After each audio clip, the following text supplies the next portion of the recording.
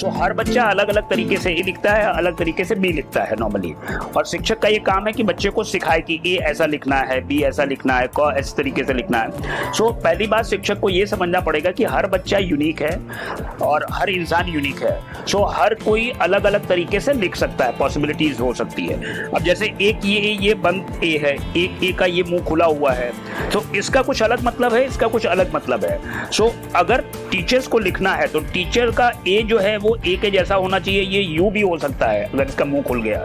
सो उसमें स्पष्टता हो, जो अक्षर लिखा जा रहा है वो समझ में आना चाहिए। कोई लोग बी ऐसा लिखते हैं, किसी के बी में लूप होता है, तो बी में लूप होने का मतलब एक अलग है कि उनकी मानसिक स्थिति अलग तरीके की है, वो ज़्यादा नॉलेज गेन करना चाहता है, ये लोग प्रैक्टिकल होते हैं। सो शिक्षक को राइटिंग एक तो अच्छी होनी चाहिए। शिक्षक जो है टीचर बोर्ड पे लिखते हैं, बच्चा जो है वो नीचे जमीन पे लिख रहा है, तो टीचर जो लिख रहे हैं वो एक अलग तरीके की हैंड राइटिंग है, क्योंकि वो अपने आर्म्स का यूज कर रहे हैं। बच्चा जो है नीचे लिख रहा है, वो झुक के लिख रहा है। सो उसमें टीचर की राइटिंग स्पष्ट हो, बच्चे को दूर तक समझ में आए और बच्चा उसको पूरी तरीके से समझ पाए, छोटा बच्चा कि टीचर ने क्या लिखा उसको लिखे अच्छे तरीके से।